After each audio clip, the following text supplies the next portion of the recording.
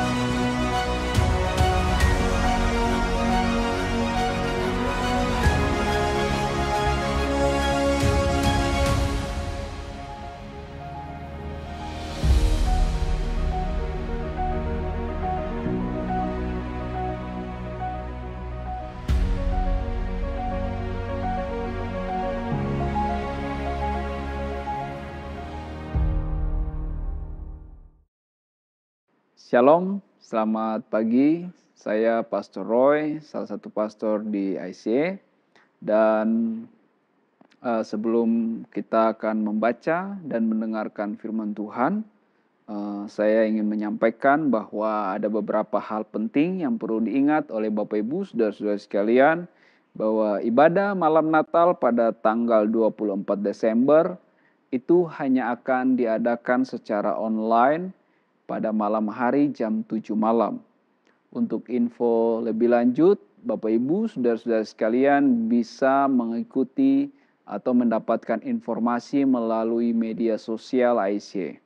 Dan juga untuk info tentang ibadah hari Natal tanggal 25 Desember, itu pada hari Minggunya, itu ibadah akan normal, servis seperti biasa, pada jam 8 pagi dan ibadah kedua pada jam 10. Bapak Ibu bisa datang dan mengikuti ibadah Natal bersama-sama pada tanggal 25 Desember secara online dan onsite di gereja ICA yang ada di East dan West. Baik, sebelum kita membaca dan mendengarkan firman Tuhan, saya mengajak kita untuk berdoa terlebih dahulu. Mari kita berdoa. Kami bersyukur ya Tuhan, Engkau hadir bersama-sama dengan kami, di rumah kami masing-masing saat ini.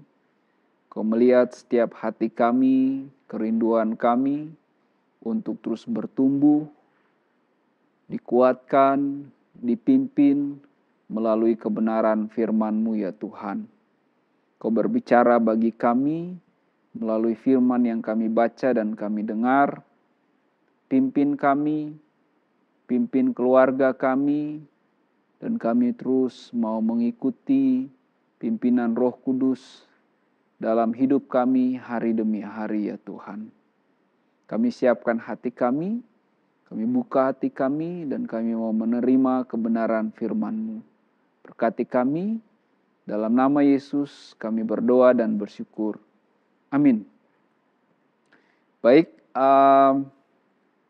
minggu ini kita berada pada seri Natal dan khotbah pada hari ini tentang hadirat yang dijanjikan.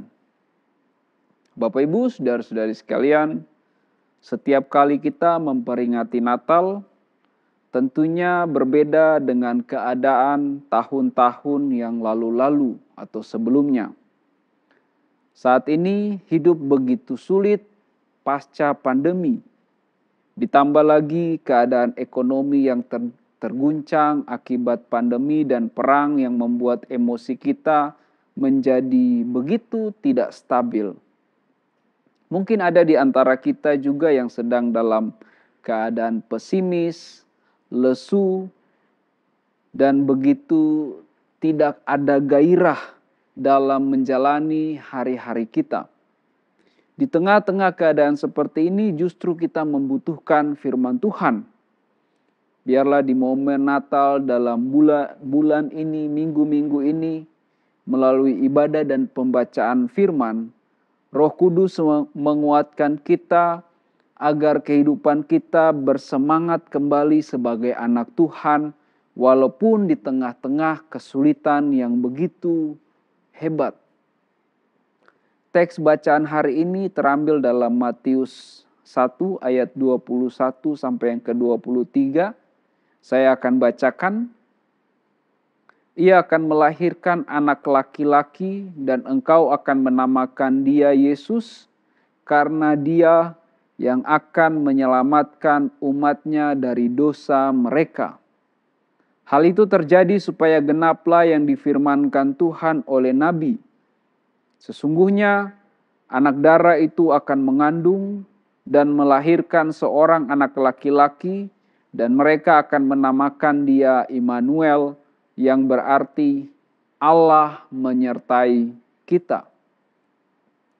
Bapak Ibu, saudara-saudari sekalian, salah satu hal yang membuat perasaan seseorang yang sedang menderita sakit penyakit yang begitu berat adalah ketika ia mulai memasuki ruangan ICU, di mana tidak ada seorang anggota keluarga pun atau sahabat baiknya yang diizinkan untuk menyertai dia.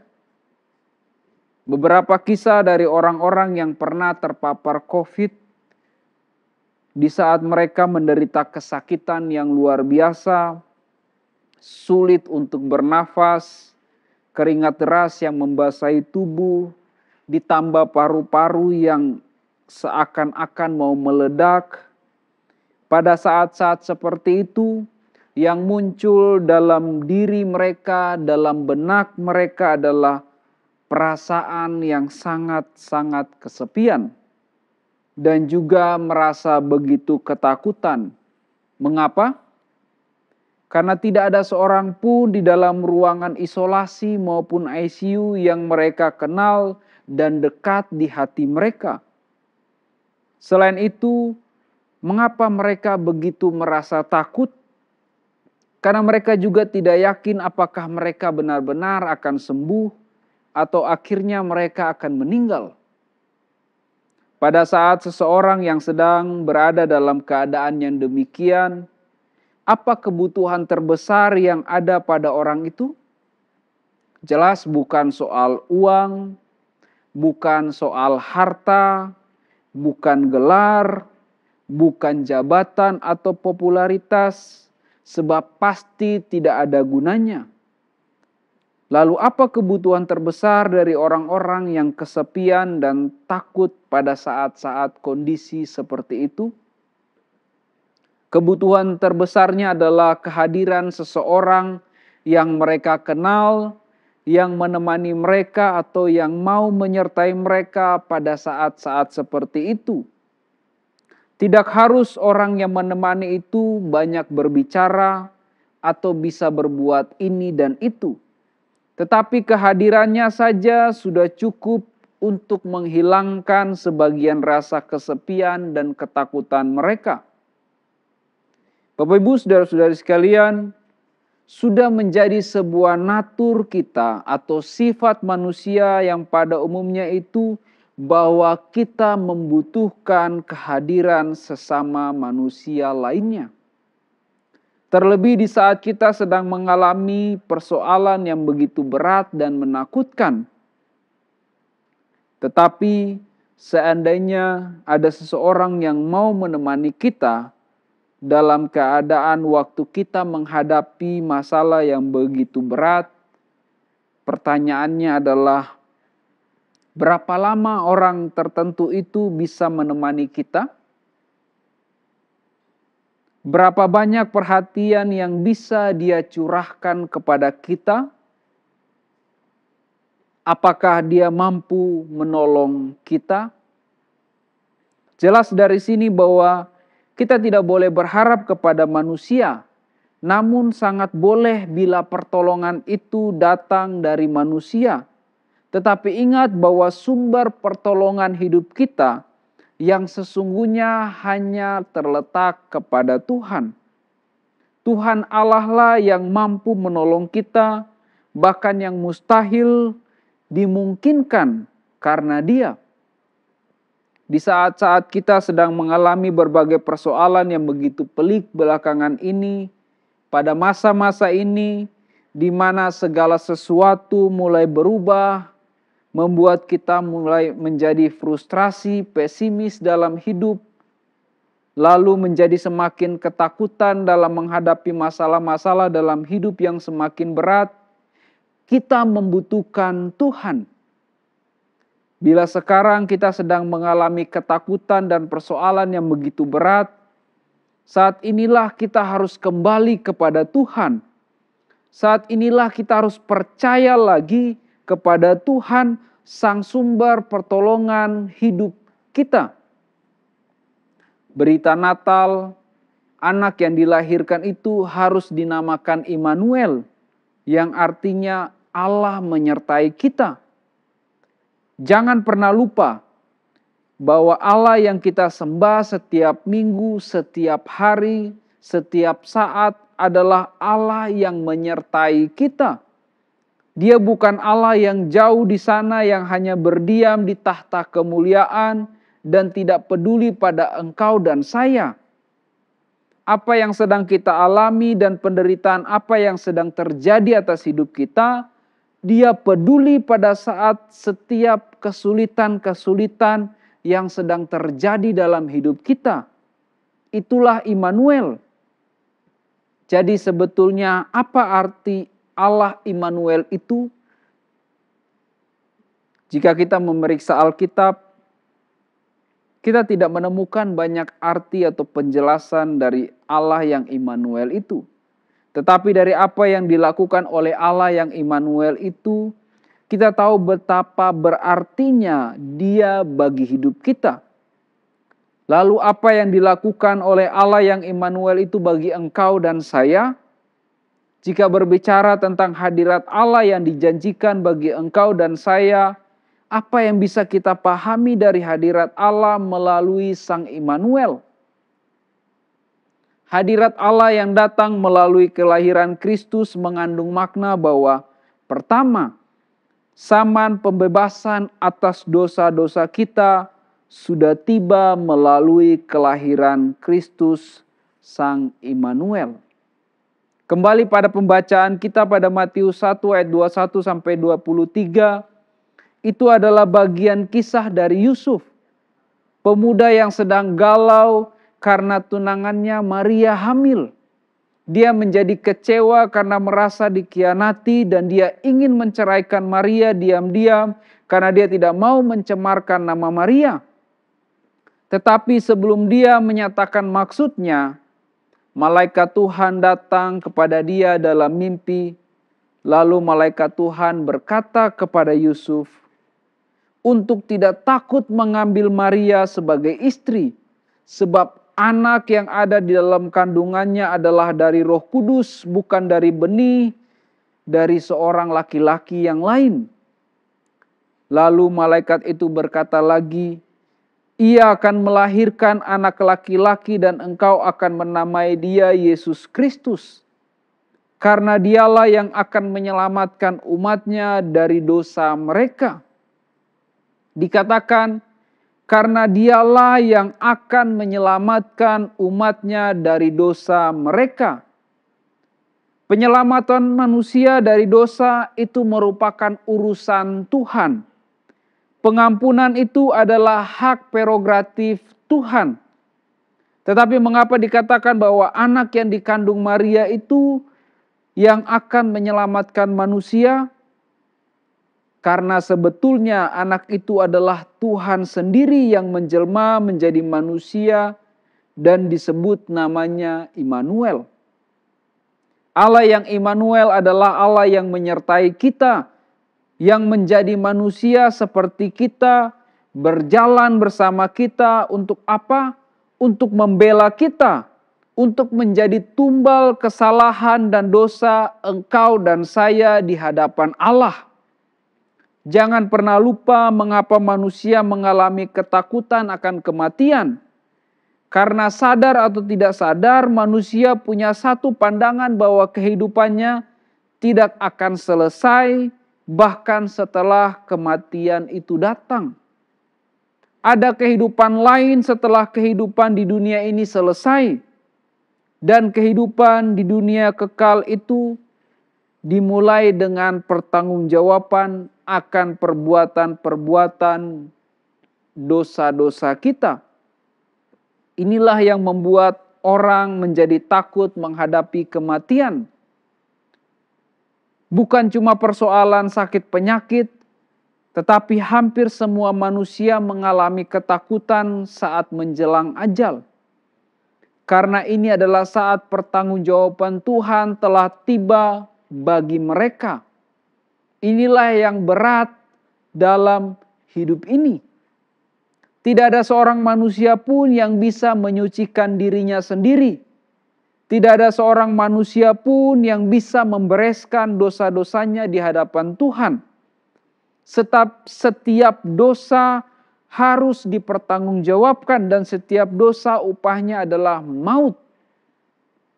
Sehebat apapun manusia yang hidup dalam dunia ini, sesukses apapun dia, sekaya apapun dia, seterkenal apapun dia, apa artinya kalau pada akhirnya ia akan menjadi bagian dari dapur api yang menyala-nyala karena dilempar Tuhan ke sana dan terpisah dari Allah sebagai pertanggungjawaban atas hidup, atas dosa-dosa yang telah diperbuat.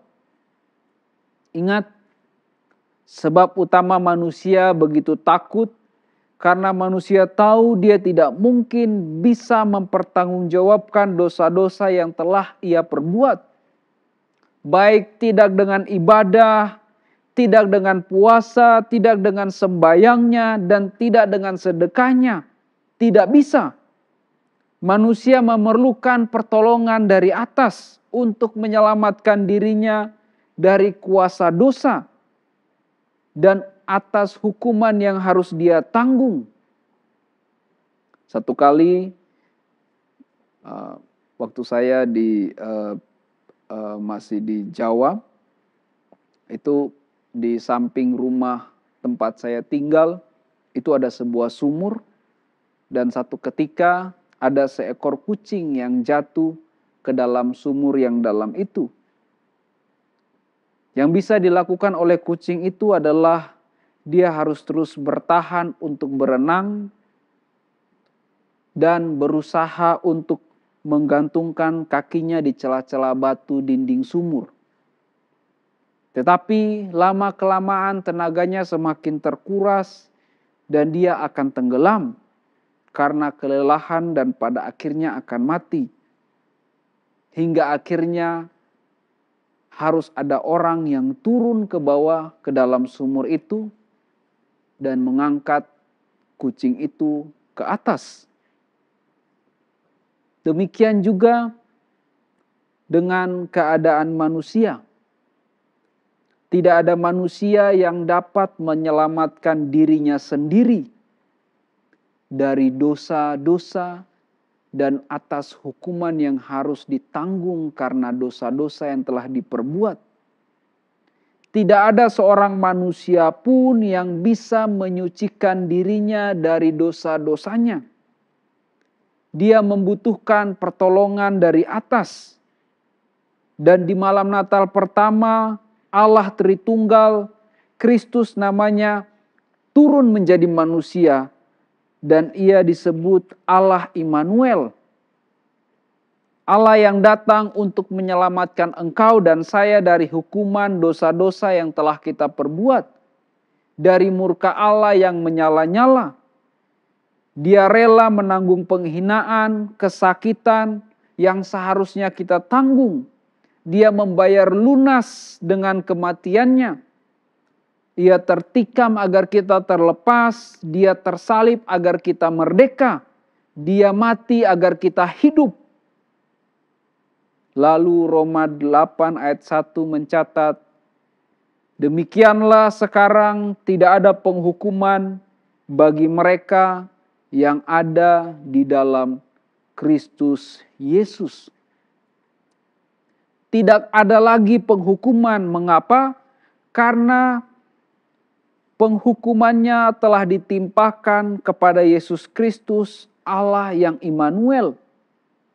Sehingga kita tidak perlu lagi membayar hutang dosa itu. Kalau kita atau ada yang pernah berhutang di bank,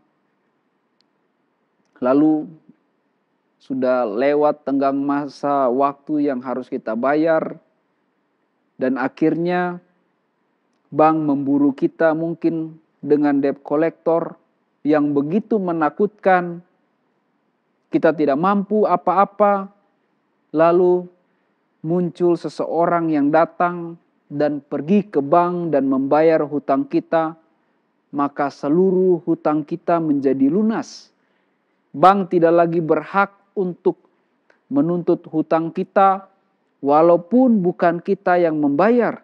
Tetapi karena ada seseorang yang membayarnya lunas. Prinsip yang sama yang juga dilakukan oleh Yesus. Dia pergi ke kayu salib, menerima cawan murka Allah yang menimpanya, yang membuat kematian bagi dirinya. Dia menanggungnya supaya engkau dan saya terbebas dari dosa. Inilah yang disebut oleh anugerah. Kita yang layak untuk dihukum, tetapi justru diselamatkan. Bahkan dia yang tidak layak untuk mati, dia rela untuk mati bagi engkau dan saya. Immanuel. Immanuel datang bagi engkau dan saya untuk menyelamatkan kita dari dosa. Ini adalah satu anugerah Allah yang luar biasa. Nama Immanuel itu mengandung satu pernyataan bahwa dengan kedatangan Yesus Kristus, maka berakhirlah zaman murka Allah, yaitu zaman di mana Allah melawan kita. Lalu dimulailah sebuah zaman baru di mana Allah yang tadinya melawan kita, Allah yang murka atas kita, berubah menjadi Allah yang menyertai kita. Allah yang bersama dengan kita. Anak Allah menjadi manusia, menyertai kita, lalu berakhir di kayu salib. Ia lakukan itu karena cintanya kepada kita, Immanuel. Dia datang untuk membebaskan kita dari dosa.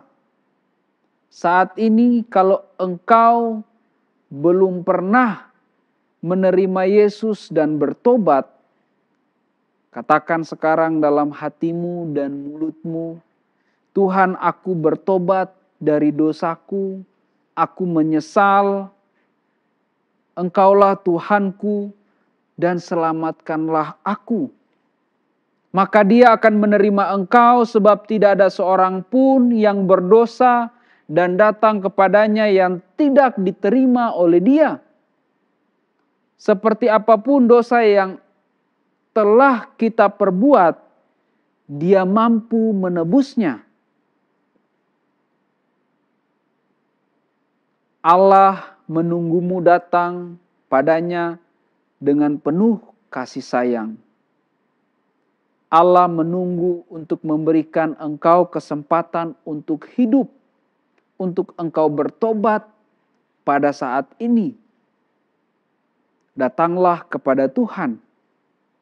Bagi kita yang telah percaya kepada Tuhan dan hidup mulai melenceng lagi, hidup mulai ngawur, maka kembalilah kepada Tuhan, bersyukurlah karena kita punya Allah yang Immanuel, yang tidak pernah meninggalkan kita.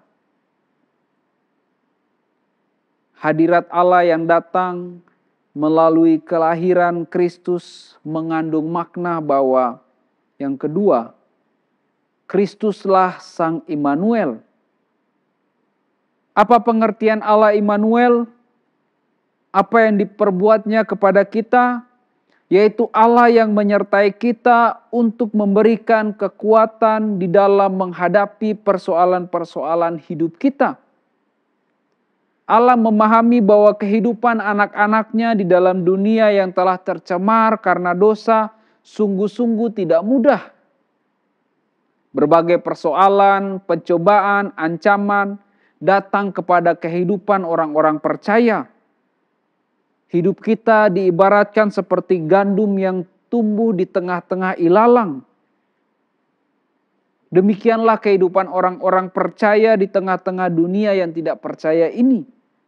Tetapi kita harus selalu ingat bahwa kita punya Sang Juru Selamat yang disebut Immanuel, yang hadir bersama-sama dengan kita, berjalan bersama-sama dengan kita, bergumul bersama-sama dengan engkau dan saya.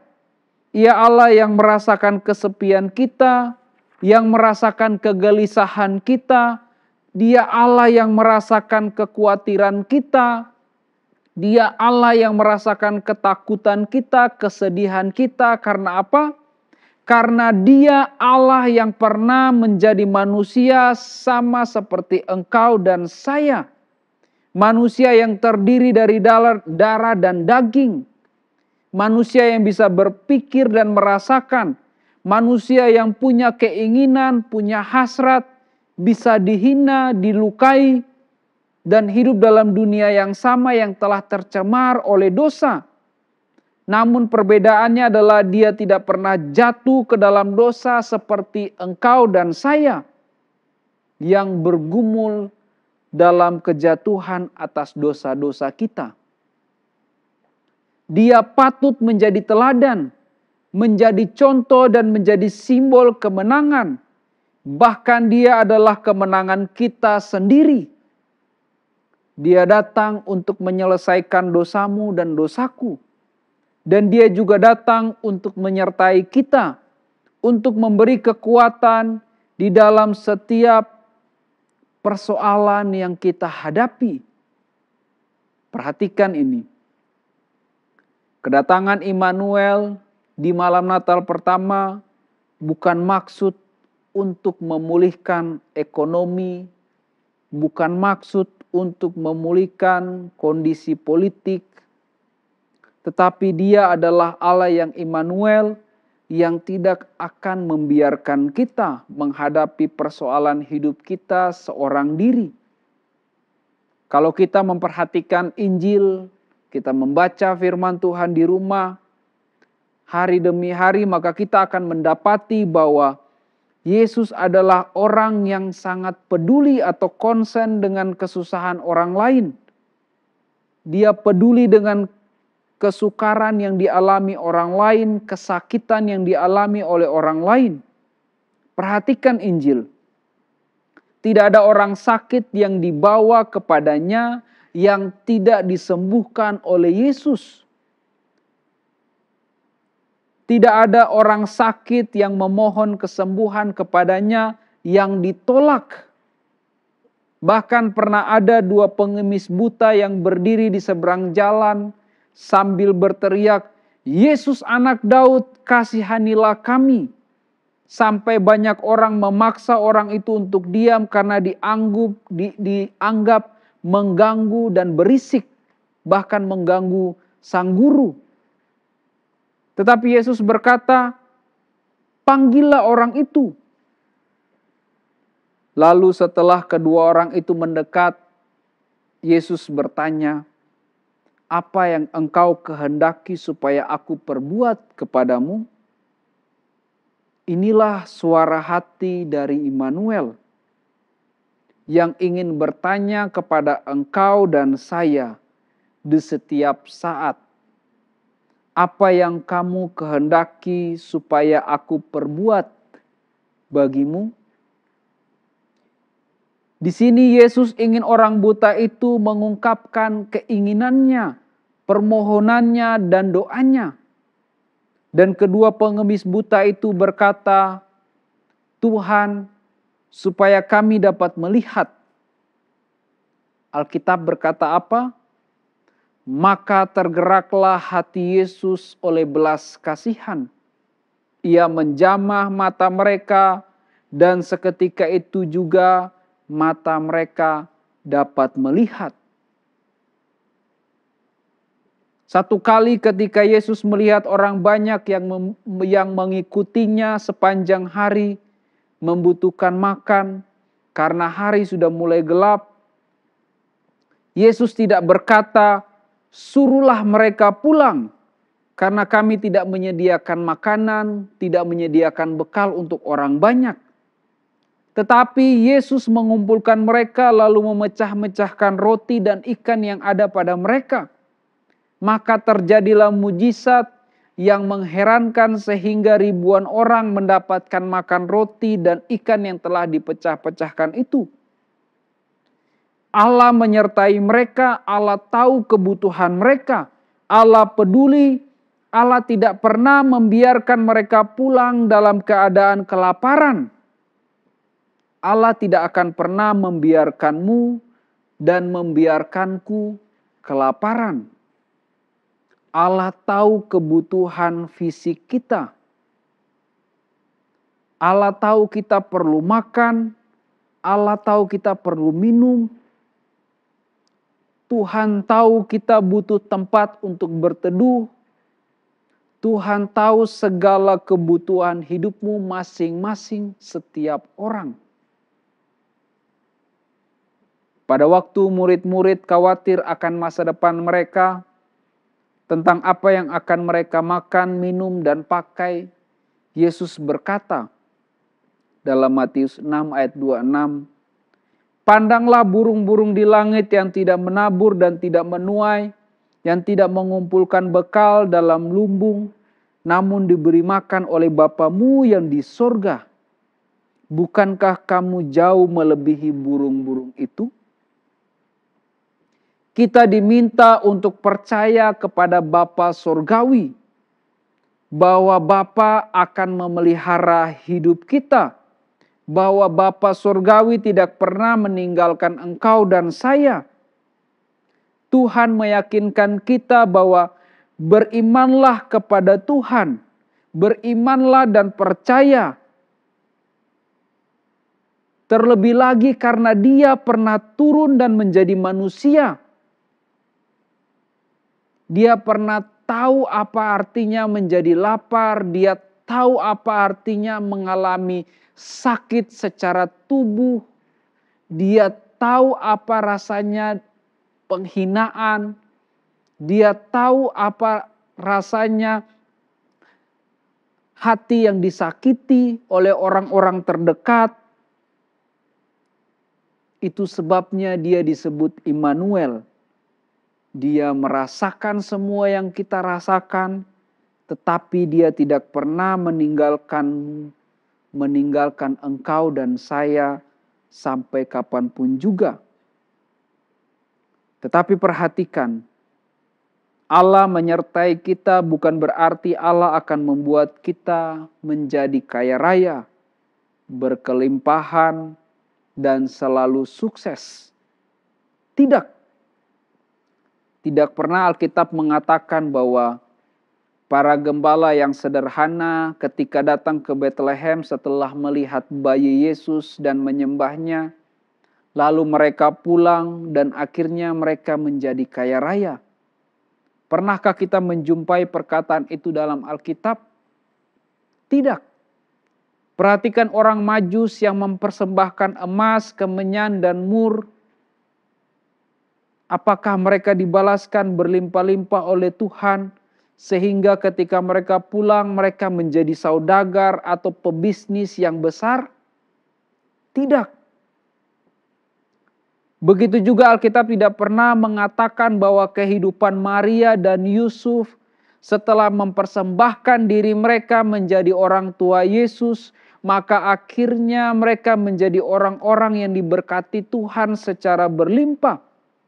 Usaha mereka lancar, hidup mereka makmur. Tidak. Yusuf tetap bekerja sebagai tukang kayu yang sederhana dan terbatas. Yusuf dan Maria tidak pernah meminta Yesus melakukan mujizat agar mereka menjadi saudagar dan pebisnis yang sukses, agar usaha tukang kayu mereka itu lancar. Satu-satunya yang kita temukan adalah Maria hanya meminta Yesus melakukan mujizat untuk pernikahan di Kana. Bukan untuk dirinya tetapi untuk orang lain. Meskipun demikian, Allah berjanji akan memelihara anak-anaknya. Orang yang percaya kepadanya, Ia tidak pernah meninggalkan kita dalam pergumulan hidup di dalam dunia yang sulit ini. Allah menyertai, Allah memberikan kekuatan kepada anak-anaknya. Allah yang menyertai adalah Allah yang juga memberi kekuatan untuk kita mampu bertahan. Itulah yang dipahami oleh Paulus. Sejak dia menjadi orang Kristen, hidupnya tidaklah begitu mudah. Justru tantangan, godaan, kesulitan, kesukaran, bahkan orang-orang yang ingin membunuh dia semakin banyak. Tetapi di tengah kesulitan itu, saat dia berada dalam penjara, dia berkata, segala perkara dapat kutanggung di dalam Dia yang memberi kekuatan kepadaku. Segala perkara, baik perkara ekonomi, baik perkara kesehatan, baik perkara relasi, perkara apapun dapat kita tanggung bukan dalam kekuatan kita, tetapi dalam kekuatan Dia, Sang Immanuel. Disitulah kita selalu menang atas pencobaan yang datang pada kita. Kita punya juru selamat yang selalu memperhatikan hidup kita. Juru selamat yang tahu perasaan kita dan tahu apa yang kita butuhkan serta yang terbaik untuk hidup kita. Hadirat Allah akan kita rasakan saat hidup kita yang selalu berharap dan percaya kepada Tuhan akan membuat hati dan pikiran kita menjadi damai. Dan melalui firman-Nya, kita tahu bahwa Ia tidak akan pernah mengecewakan engkau dan saya. Ketiga, Roh Kudus adalah kelanjutan dari Immanuel. Yohanes 14 ayat 16 sampai yang ke-17. Aku akan minta kepada Bapa dan Ia akan memberikan kepadamu seorang penolong yang lain supaya Ia menyertai kamu selama-lamanya, yaitu Roh kebenaran. Dunia tidak dapat menerima Dia sebab dunia tidak melihat Dia dan tidak mengenal Dia. Tetapi kamu mengenal Dia sebab Ia menyertai kamu dan akan diam di dalam kamu. Nama Immanuel mengandung suatu janji tentang mutu penyertaan, kualitas, dan kebersamaan bersama Allah. Dalam kehidupan manusia, kebersamaan sering sangat terbatas pada waktu dan mutunya. Orang-orang hanya mau bersama sejauh itu masih bisa berguna bagi kepentingannya. Hari ini kita menjadi kawan, besok kita bisa menjadi lawan. Bahkan ada istilah tidak ada kawan abadi, demikian pula tidak ada lawan abadi. Yang ada hanyalah kepentingan yang abadi. Begitu bukan yang terjadi dalam dunia kita, dalam relasi antar sesama manusia yang telah jatuh ke dalam dosa. Yang ada adalah kepentingan. Akan tetapi, nama Immanuel mengandung janji bahwa Allah selama-lamanya akan menyertai kita. Kehadiran Immanuel melalui Kristus itu berlanjut melalui kehadiran Roh Kudus. Hadirat Tuhan yang akan memenuhi hidupmu dan hidupku. Hadirat Tuhan akan bersamamu dan bersamaku ketika engkau dan saya percaya kepada Kristus. Maka seharusnya Roh Kudus yang dijanjikan oleh Yesus Kristus akan tinggal dalam hidupmu dan dalam hidupku, serta memimpin kita sebagaimana yang dikatakan oleh Kristus. Yohanes 7 ayat 37 sampai 39. Dan pada hari terakhir, yaitu pada puncak perayaan itu, Yesus berdiri dan berseru, "Barang siapa haus, baiklah ia datang kepadaku dan minum. Barang siapa percaya kepadaku, seperti yang dikatakan oleh kitab suci, dari dalam hatinya akan mengalir aliran-aliran air hidup." Yang dimaksudnya ialah Roh yang akan diterima oleh mereka yang percaya kepadanya.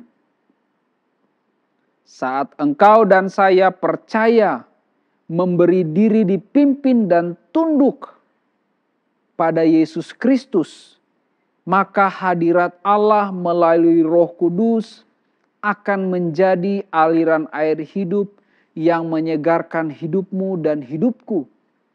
Yang akan menyegarkan jiwamu dan jiwaku dalam situasi dan berbagai pergumulan sesulit apapun. Tidak ada yang bisa mencuri kebahagiaan, kedamaian di hati kita.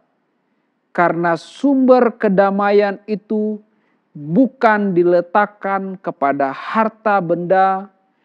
Sumber kedamaian itu tidak diletakkan kepada kedudukan. Sumber kedamaian dan sukacita tidak diletakkan kepada kekayaan, jabatan, dan kepada manusia tertentu. Tetapi kepada Roh Kudus yang telah kita terima dari Kristus sebagai hadirat Tuhan yang dijanjikan dan berkelanjutan. Satu kali dalam Kisah Para Rasul 16 mencatat, pada Kisah Rasul 16 ayat 22 sampai 25. Di situ ada peristiwa di mana Paulus dan Silas, orang-orang pembesar kota, dikatakan dalam ayat 22, mengoyakkan pakaian dari tubuh mereka dan mendera mereka, mensiksa mereka berkali-kali. Lalu kemudian pada ayat yang ke-24, mereka dimasukkan ke dalam penjara yang paling dalam. Lalu mereka dibelenggu kaki, dipasung dan tangan mereka dalam kondisi tubuh yang sakit karena didera, disiksa oleh banyak orang.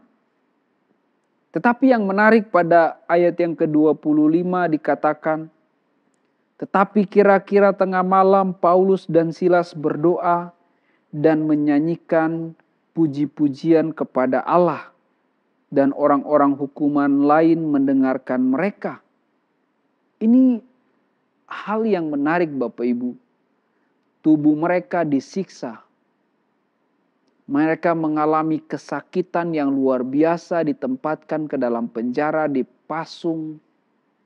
Tetapi kedamaian, sukacita tidak hilang dari hidup mereka. Karena apa? Sukacita mereka tidak bergantung pada kondisi tubuh penderitaan yang mereka sedang alami. Sukacita mereka tidak diletakkan kepada orang-orang yang menolak mereka. Sukacita mereka, kedamaian di hati tidak diletakkan kepada orang-orang tertentu. Mereka ditolak tapi mereka tidak kehilangan sukacita. Mereka disiksa, mereka tidak kehilangan sukacita. Mereka dianiaya, mereka dipenjara tetapi mereka tidak kehilangan sukacita. Karena apa? Sukacita itu diletakkan kepada Kristus dalam pimpinan Roh Kudus yang kemudian dikatakan menjadi air hidup dalam hidup mereka. Itulah yang membuat mereka bisa memuji Tuhan.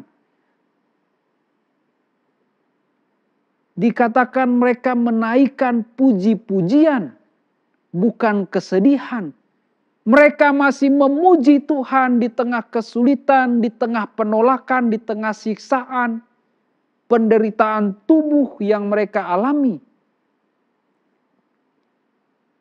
Tanyakan kepada diri kita, masih mampukah ketika kita mengalami penderitaan yang luar biasa, baik secara fisik, psikis mungkin, ditolak, difitnah, dianiaya, masih mampukah kita memuji Tuhan? Kita hanya bisa memuji Tuhan. Kita hanya bisa bersyukur pada Tuhan. Kita hanya bisa merasa damai yang sesungguhnya. Walau kita disakiti, dilukai, difitnah, disolimi, dicaci maki, dirampas hak-hak kita. Karena hadirat Allah tidak berlalu dalam hidup kita.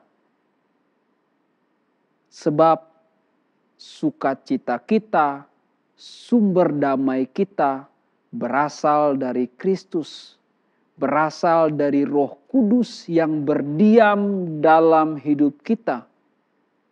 Itulah yang menjadi sumber sukacita kita, menjadi sumber pengharapan, sumber kekuatan kita untuk kita bisa memuji Tuhan dalam keadaan apapun yang terjadi dalam hidup kita, dalam dunia yang telah jatuh ke dalam dosa.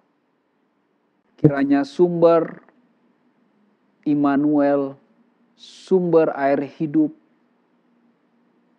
dalam Kristus melalui janji Roh Kudus yang diberikan ketika kita percaya kepada Kristus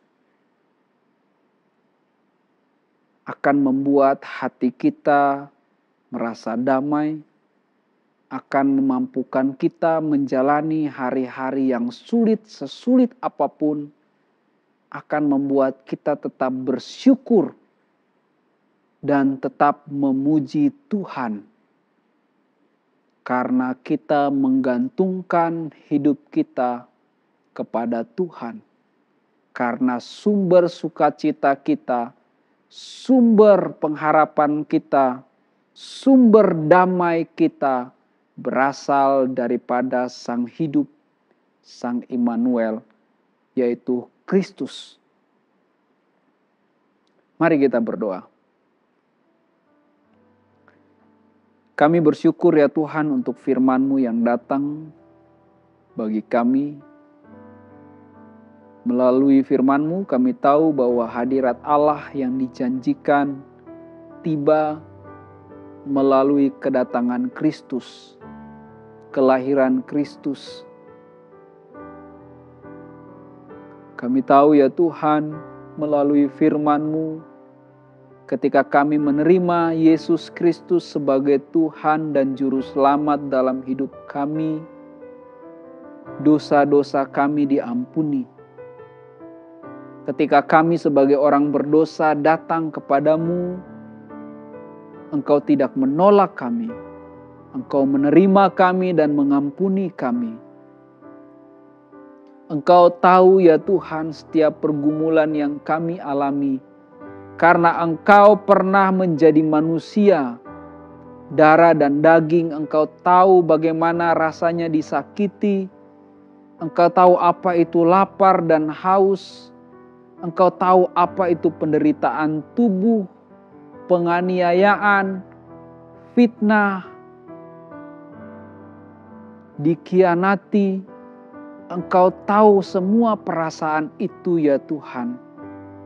Dan ketika kami mengalami itu, kami tahu kami punya Allah Immanuel, Allah yang menyertai kami, memberikan kekuatan bagi kami untuk bertahan, dan percaya kami mampu melewati semua itu, bukan dengan kekuatan kami, tetapi dengan kekuatan dari Tuhan Yesus dan pimpinan Roh Kudus.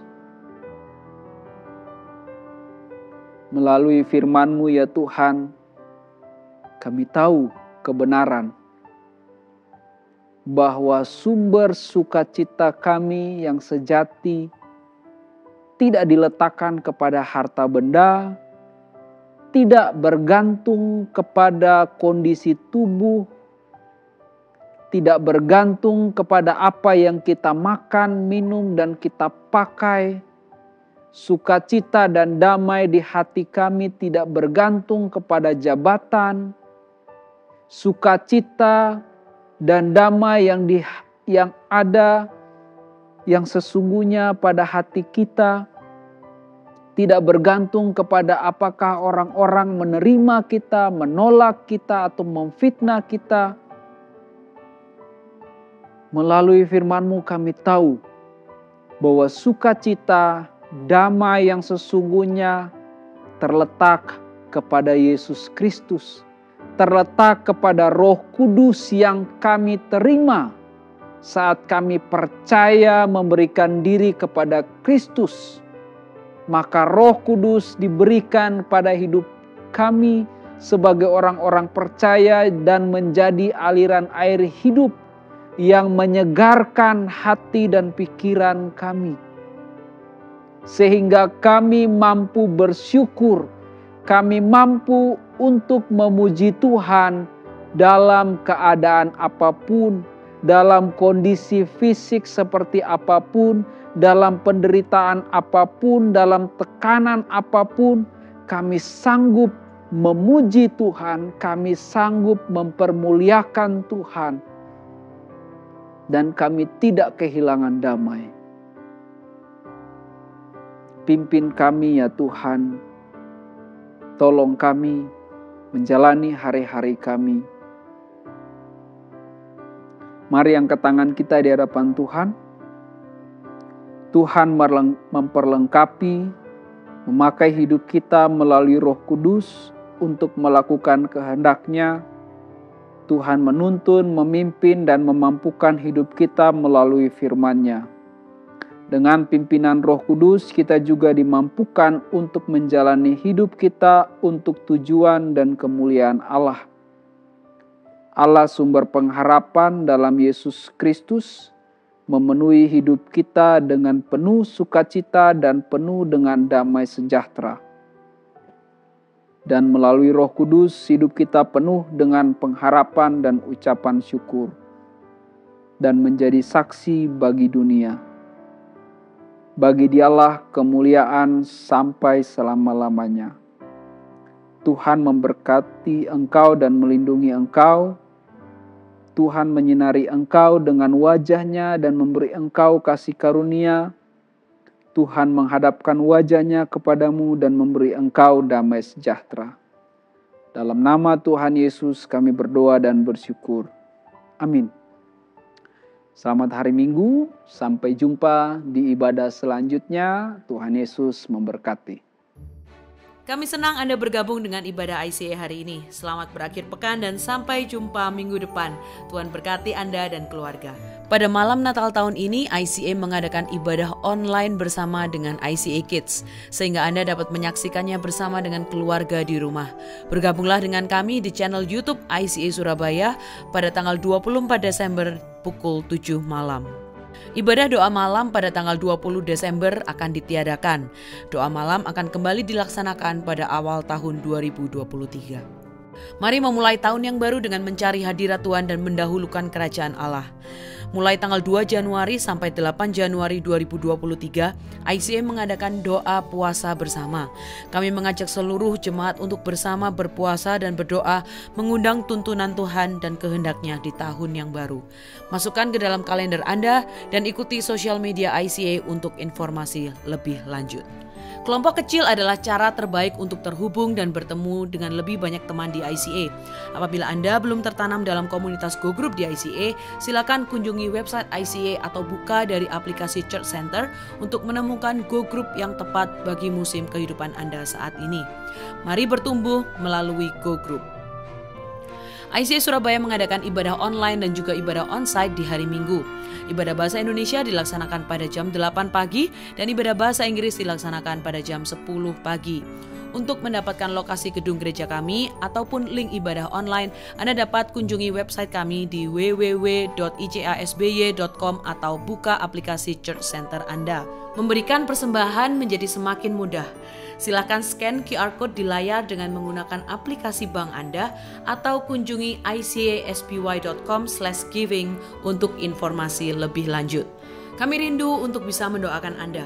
Bagikan pokok doa Anda melalui tautan bit.ly/ICA Prayer Online dan bersama kita melangkah dan percaya bahwa Tuhan bekerja. Ikuti sosial media ICA Surabaya di YouTube, Facebook, Instagram, dan Spotify. Anda dapat menemukan berbagai informasi, playlist musik, video, renungan, dan lainnya.